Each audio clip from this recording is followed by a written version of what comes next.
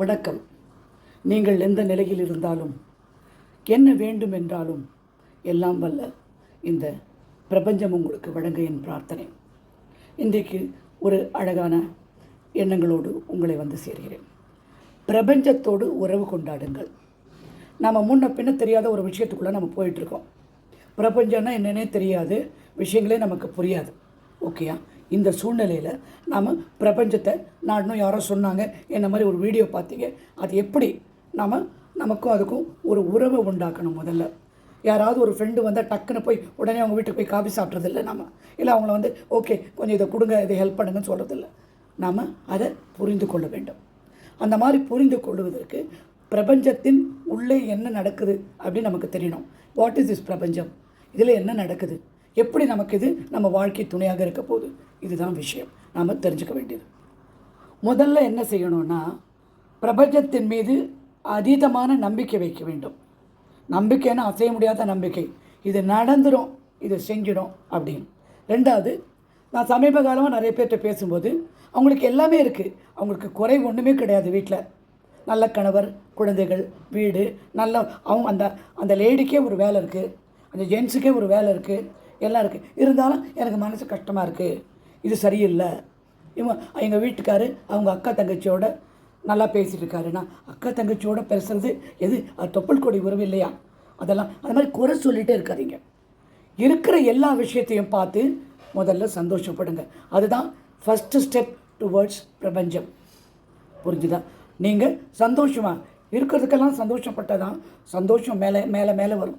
ஏன்னா பிரபஞ்சம் ஒரு கண்ணாடி மாதிரி. நீங்கள் பார்க்குறீங்களா, உங்கள் மூஞ்சி தான் தெரியும். உங்கள் எண்ணங்கள் என்னவோ அதுதான் நடக்கும். உங்கள் உணர்வு, எண்ணம், உங்களுடைய வார்த்தைகள் இதெல்லாம் கரெக்டான விகிதத்தில் சரியான அதிர்வலையில் பிரபஞ்சத்திட்ட கொண்டு சேர்த்தா அது நடக்கும். சந்தோஷம் அப்படின்னா சந்தோஷத்தை ஃபுல்லாக அனுபவிக்கணும். வாழ்க்கையில் நன்றி சொல்லணும், எல்லாவற்றுக்கும் நன்றி சொல்லணும், சந்தோஷப்படணும், அன்பு காட்டணும். Be kind to people. கருணையாக இருங்கள். அடுத்தவர் பொருளுக்கு விருப்பப்படாதீர்கள். உங்களுடைய பொருளை விட்டு கொடுக்காதீர்கள். பணம் இல்லைன்னா பணம் ஏன் இல்லை, என்ன விஷயம்னு பார்த்து அதுக்குரிய வழிகள் சில நாம் செஞ்சுக்கிட்டே இருக்கும்போது ஒரு சின்ன வெற்றி வந்தால் கூட அதுக்கு ஒரு சந்தோஷத்தை காமிக்கும். அந்த சந்தோஷம் காமிக்க ஆட்டோமேட்டிக்காக உங்கள் சந்தோஷம் வந்து வெளியில் பிரதிபலிக்கும், பிரபஞ்சத்தை அடையும். நீங்கள் சந்தோஷமாக இருந்தால் தான் பிரபஞ்சம் உங்கள்கிட்ட வரும். முதல்ல நீங்கள் ஏதோ வேண்டுறீங்கன்னு வச்சுக்கோங்க, சின்ன விஷயமாக வேண்டி பாருங்கள். வேண்டி பார்த்துட்டு பிரபஞ்சத்தை அறிகுறி காமிக்க சொல்லுங்கள், சமிஞ்சை அறிகுறி காமிக்க சொல்லுங்கள். திடீர்னு பார்த்தா சம்மந்தம் இல்லாமல் ஒரு பறவை பறக்கும். மேகம் பல வாரி ஷேப்பில் போயிட்டுருக்கோம். சில டைம் நீங்கள் வணங்குற சாமி ஷேப்பில் கூட அது போயிட்டுருக்கோம். அப்புறம் ஒன்றும் இல்லாமல் சில்லுன்னு காற்றடிக்கும். ஓகே. இன்னொரு விஷயம் என்னென்னா, நீங்கள் போகிற இடத்துல ஜனங்க உங்களை ரொம்ப திரும்பி பார்த்து அப்ரிஷியேட் பண்ணுவாங்க. இதெல்லாம் தான் பிரபஞ்சத்தின் சமிகை. இதை நீங்கள் கெட்டியாக பிடிச்சிக்கோங்க. ஃபஸ்ட்டு நீங்கள் பார்க்குறீங்கன்னா ஒன்றொன்னா தேவைகளை பதிவிடுங்க. யாரையும் குறைய சொல்லி பதிவிடாதீங்க. நான் அப்படிங்கிறது மிக மிக வலிமையான வார்த்தை, வெரி ஸ்ட்ராங் வேர்டு.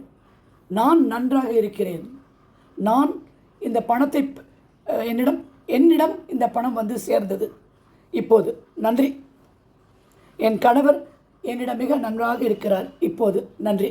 இப்படியே வந்து சொல்லி சின்ன சின்ன விஷயங்களாக பாருங்கள். பிரபஞ்சத்தோட உறவு கொள்ளுங்கள், அன்புடன் இருங்கள். பிரபஞ்சம் எப்பவுமே சொல்லியிருக்கேன், அது ஒரு தாய், சகோதரன், தந்தை, சகோதரி, அன்பு கணவர், எல்லாமே அதுதான். அதுக்கிட்ட நீங்கள் முறைப்படி பேசுனீங்கன்னா கண்டிப்பாக அது உங்களுக்கு ரியாக்ட் பண்ணும்.